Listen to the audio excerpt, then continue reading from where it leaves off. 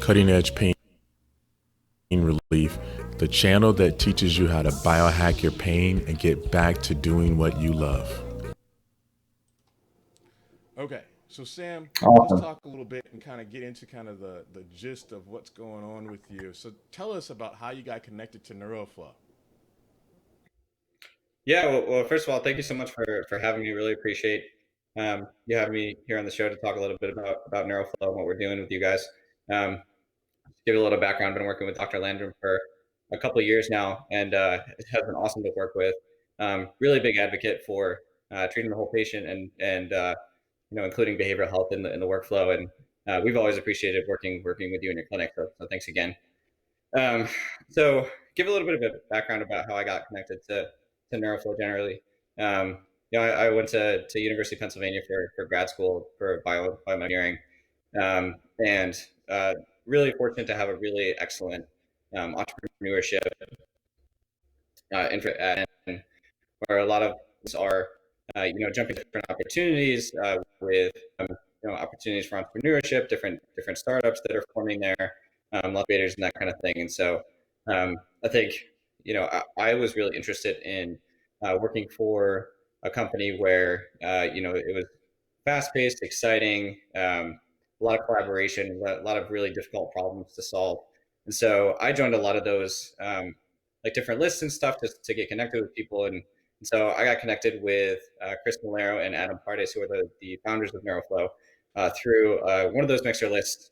And, just really matched up well in terms of what I was interested in kind of working hard and solving those problems as far as it goes with mental health and behavioral health.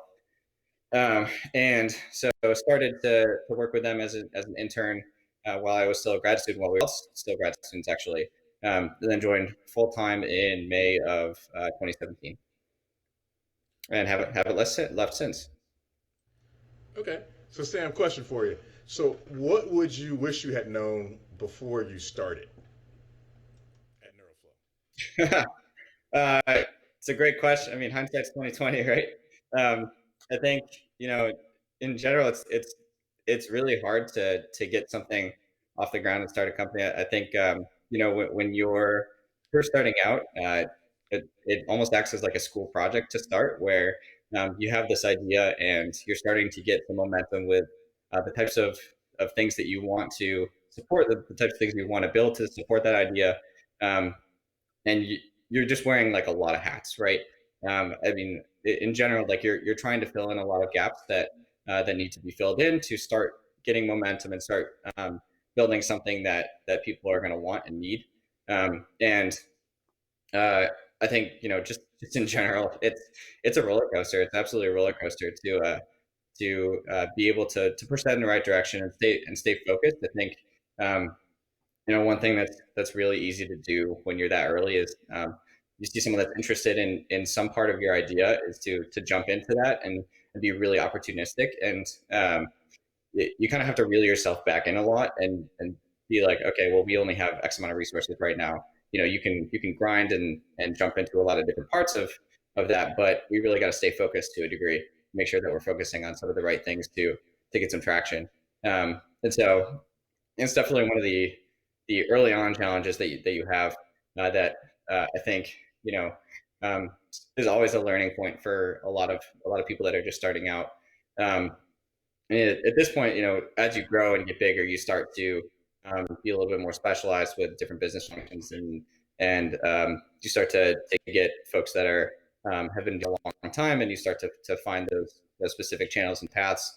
And so I think just that investment in growing pains can be really tough. And I think a lot of companies that are growing can deal with that. I think um, in terms of actually understanding that from the beginning, it's really hard to do that. Hindsight's 2020, but the ride is really fun. Sure, I definitely get that. So, for our viewers and listeners here, one of the things that we want to do is kind of give them an overview of what Neuroflow is. And you were kind enough to be able to help me Yeah. out and provide a couple different slides. So, we're going to go to your slides here, and maybe you can kind of give us some insight about those things that we're kind of seeing up here on the screen about what's Neuroflow. 1 second, Sam. Oh, sure.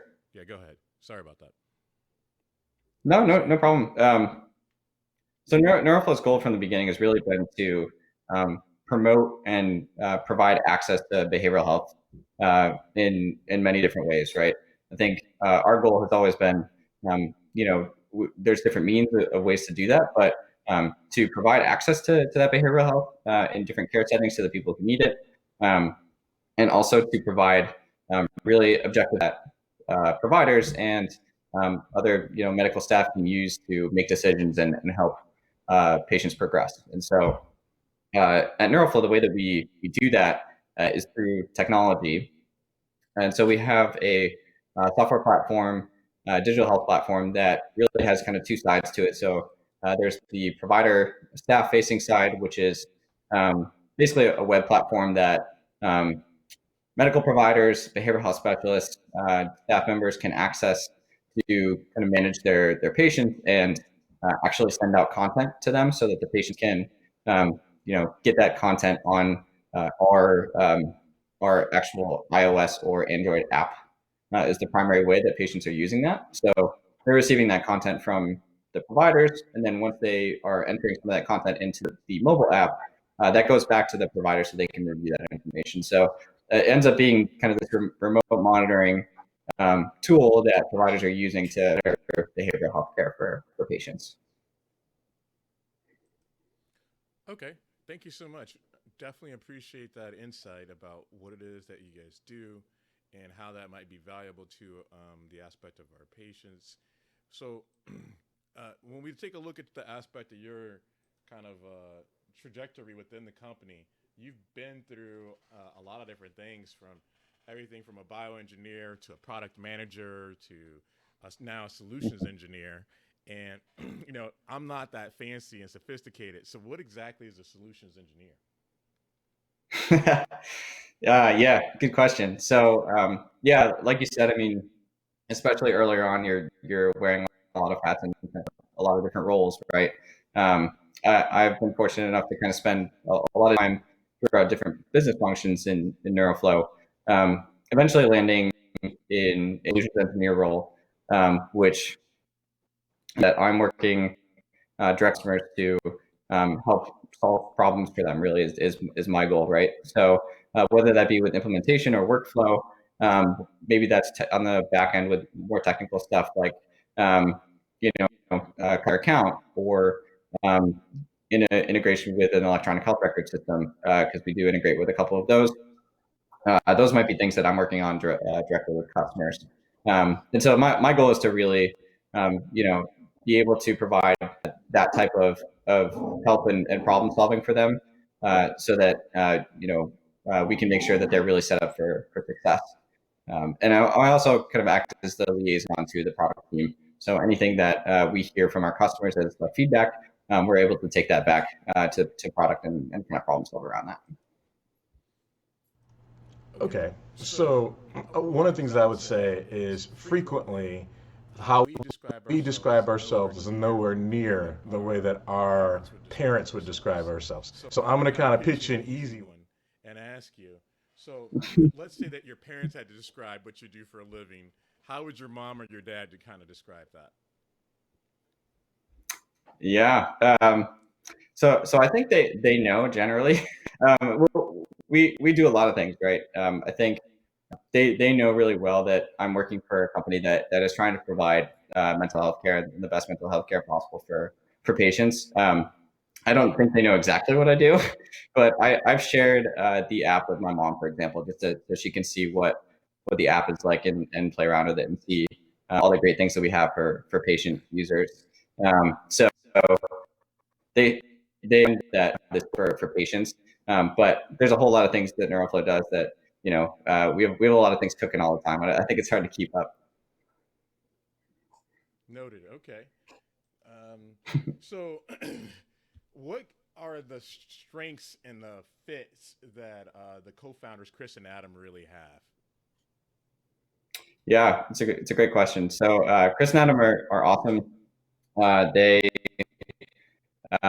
are that they're kind of two sides of the same coin, really different. And I think that that's what makes them complement each other. So Chris is a veteran. He's has a business MBA background from Wharton. He's more the big picture person, and then Adam, the other side, is more the detail oriented. Have a PhD from bioengineering at Penn. Um, and so that combination is really pretty killer in terms of making sure that they're working together as problem solvers and filling in the right each other. Noted. So, where does the name Neuroflow come from? Yeah, great question. So we originally started as like I said, the goal has always kind of been the same, where it's let's deliver mental health care the best way possible, while also providing these measures that people can use to make better decisions. Originally, the means by which we did that was EEG or other biometrics measurements, heart rate, etc. And so, hence the name Neuroflow from more of a neuroscience standpoint.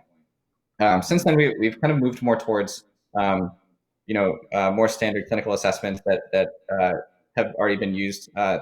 Maybe whether that be depression or anxiety screeners or um, other activities that are used by through psychology, to provide the most access to the care as possible. I think with wearables for biometrics, it can be a little challenging for folks to be able to access those, especially in maybe like rural areas or something like that. So a little bit easier for us to be able to provide access to that care through a mobile with a device that they're already using on a regular basis.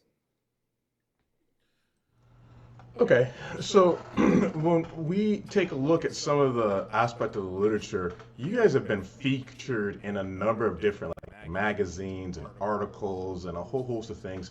And there's one that actually was Cyber Guy, where it talks about kind of patients, providers, and the missing link. And it talks about three cores of engagement. It talks about daily outbreak, incentives, it's about daily and understanding.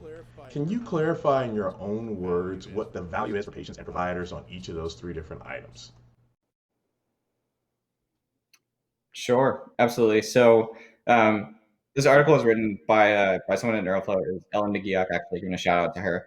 And it was really focused on how we can create engagement with patients and make sure that we're delivering the best care. So first one was daily outreach, and we talk a lot about something called letters, where the idea is really just regular acknowledgement for a patient to a understand that they're being cared for, B, keep them active there is really important, right? And so that daily outreach is something that at Neuroflow, we use things like push notifications or emails or different things that can be set up to provide that daily outreach and let patients know that we're invested in their care. Second thing was incentives. So a big part of our platform is the behavioral economics piece. So our product team, our VP of product, Julie Kastner, actually has more of a consumer background. So her goal is to provide some of that engagement around the app to make users actually want to use it. I think in healthcare, sometimes things can be super clinical and it's not necessarily very engaging. And so some of those incentives include there's a reward system. So every time they complete something new in the app, they get maybe points or something like that.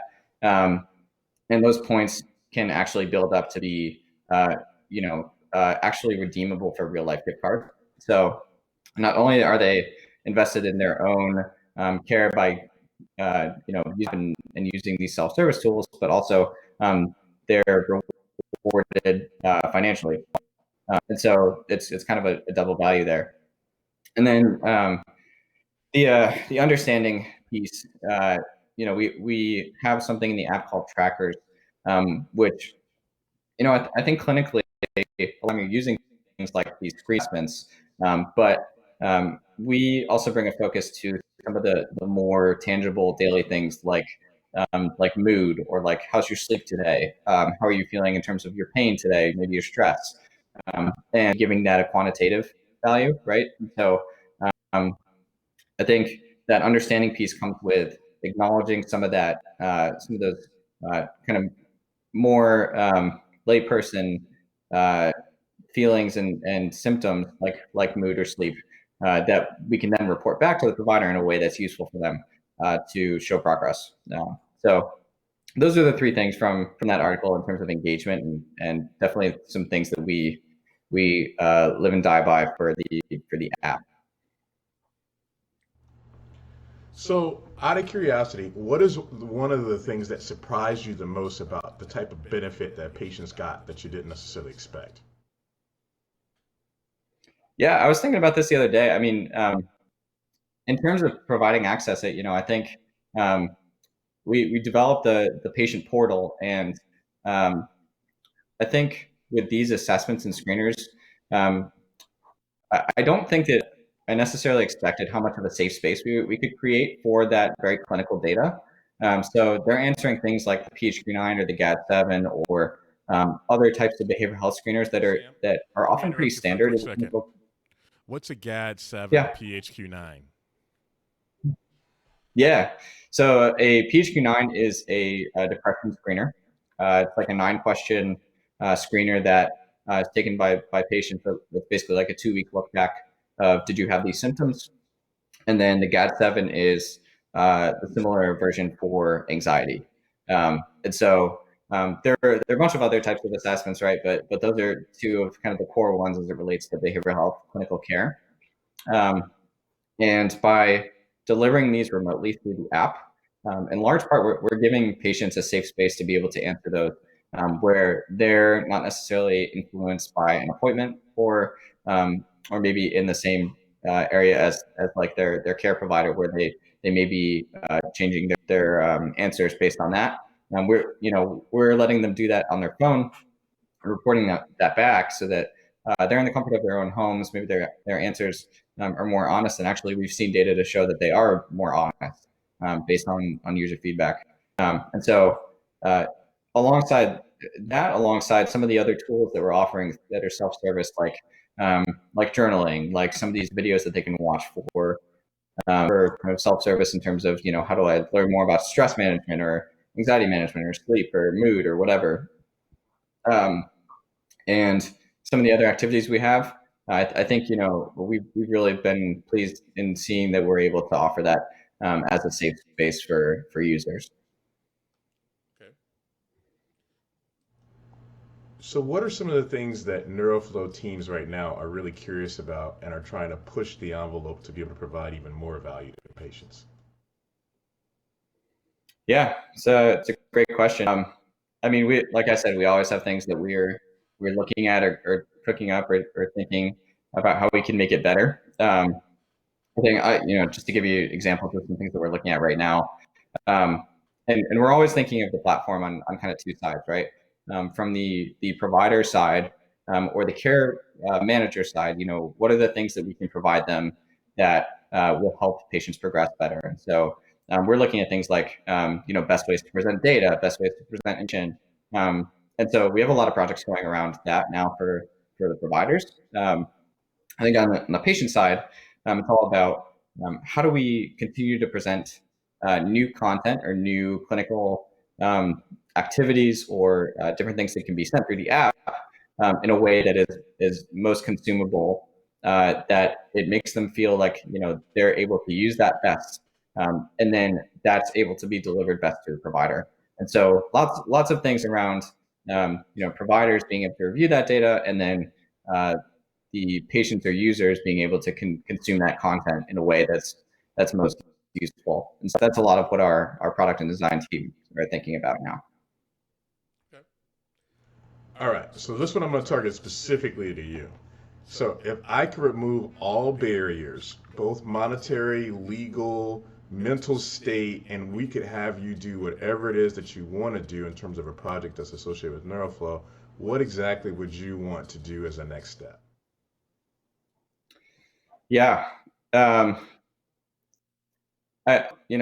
this may or may not be related to Neuroflow. I think that it is in large part, but I mean, just from experience day to day, I think a lot of people really struggle with access to therapy in general. So, I have a lot of friends or colleagues or whatever that are like, I really want to explore the idea of therapy or get help, but I don't know where to start. So it's not accessible to them. They're not really sure where to go. And when they do find out where to go, it's too expensive for them, right? And so if there weren't a lot of these barriers in terms of um, how do we fund this? How do we make this cost less? Do we make this more accessible? I would want to be able to provide way more access and um, remove a lot of that barrier of cost for therapy, because I think it's really important, in my opinion, for people to be able to at least see what therapy is all about. I think a lot of us struggle every day with different mental health issues, and that's one of the biggest things to me is just a lot of people don't want to go because they don't find it accessible. They're worried it's going to cost them too much. So that would probably be the biggest thing in my head. Okay. So if you could step into my shoes and ask you something that I didn't ask, what am I missing? What else is there that's kind of that hidden golden nugget that you have there that would be really useful for our listeners and viewers to know a little bit about Neuroflow? I think you did a great job in general with the questions. I think the only thing that I'd share is, I think sometimes people are not 100% sure. Maybe it's a pain provider or a primary care provider, and they're like, I'm not a behavioral health clinician, but um, what I want to share with those folks is just that a lot of the times they're the front lines for patients, and kind of what I was talking about earlier is like there's really not oftentimes great access or education around behavioral health to get those patients into therapy or get those patients the help that they need. And so our goal is to help kind of bridge that gap in terms of providing access to something where that data for behavioral health is a little bit more consumable and easier and digestible for them, and they can put that into the context of physical health and the stuff that they're typically looking at. It also offers a tool for the patients to be able to use on a more regular basis, where even if the provider isn't able um, to offer full-on therapy or full-on behavioral health, the patients have access to resources and education to help better themselves too.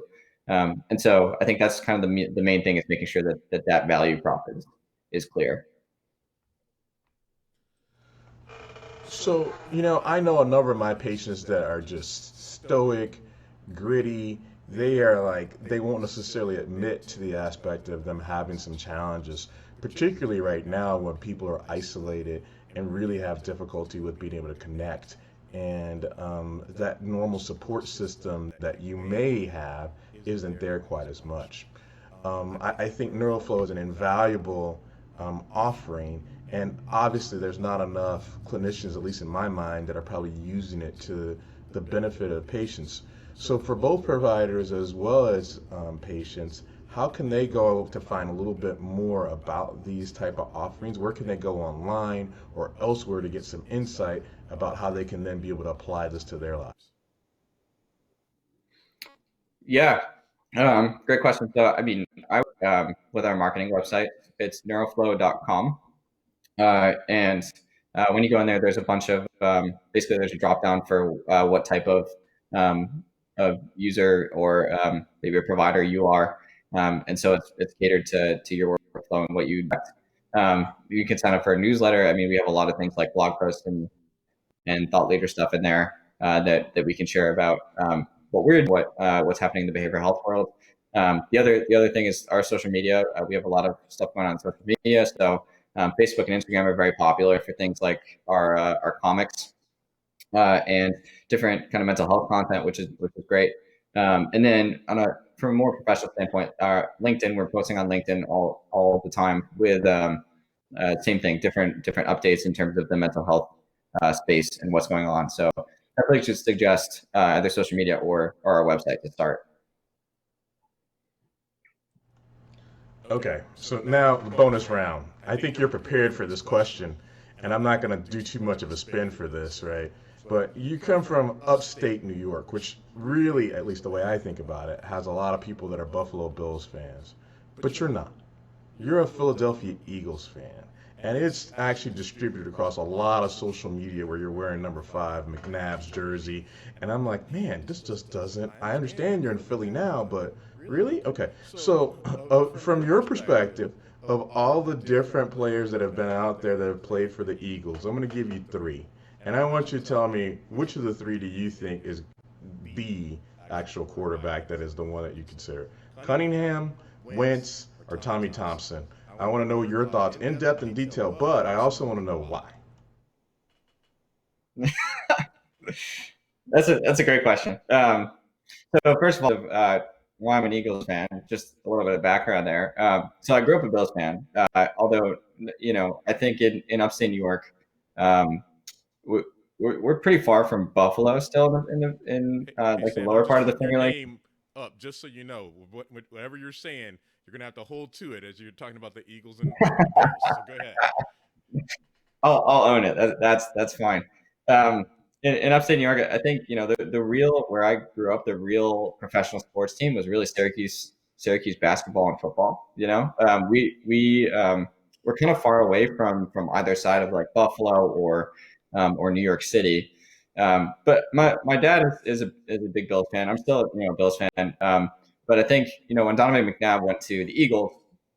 Uh, that was a big deal because he came from Syracuse, right? And so I think everybody who was a Donovan McNabb fan or a Syracuse fan immediately kind of grew fond of the Eagles, right? And then my cousin moved down here, then I moved down here, and I've been here for a while. So really have enjoyed cheering for the Eagles. I think in terms of which QB. Um, I think a lot of Eagles fans would say Cunningham. I obviously am partial to McNabb, and I'm a huge Nick Foles fan for a lot of reasons. I think a lot of people are, but just in terms of his mentality and always an underdog, always understated, always really humble. Really appreciate that about him. He just came in and got the job done. So I've always appreciated that from him. But yeah, that's there you go. You can post that wherever you need to. All right, I will. So I got another little addendum to that question since I see you like light up when we were talking about the Eagles here. Not that you didn't light up about Neuroflow, you equally lit up for both. But the thing that I'm curious about is so now that the draft is over, what is your take on Jalen Hurts? Breaking news. I want to hear what your take is. Yeah, man. I think it was pretty confusing for a lot of people when it happened at first. I imagine that they've got a really solid plan, and maybe there's some stuff going on in the background that they're just not sharing out. I think it's pretty interesting that they want to at least publicly use him as like a Taysom Hill that's used at New Orleans and use both Wentz and Hurts at the same time. We'll see about that. I think that they may want to use him for some leverage for some other things too. So I'm excited to see what they do. I kind of wish that they use the second round a little bit differently, but you know uh, they have their own plan. So All right, very cool. Very diplomatically handled. I like the polish that was there. So, all right, let's get back on track with the aspect of Philadelphia and what's going on with Neuroflow and everything else. So, let's say we look back on this 3 years from now, both from a professional as well as from a personal stance. What would have had to happen for you to feel like things were successful and they went the way that you wanted them to go? yeah, good question. I mean, I think in general, Neuroflow, we're constantly thinking about how we can continue to provide access to different parties and different users, different people who need care, right? I mean, we've started breaking into the population health space, working with payers on providing access to Neuroflow through their portal. Um, and so I think down the road, we would want to be able to look back and say, we were able to provide this to as many people as we could have at that time, and really be in the conversation in just about any behavioral health conversation generally. Um, I mean, personally, I'm obviously really well connected to Neuroflow since it's been almost 4 years that I've been working with them. So, um, it my goal is often the same as Neuroflow, just to continue to provide that. Personally, obviously, I want to see us provide as much access as we can to this, especially for reasons that I talked about earlier, like just the general lack of understanding or education around mental health, stigma around mental health, and um, the cost of care right now can make it really hard for people to get access to behavioral health. And so anything we can do to shape that or influence that picture would be great.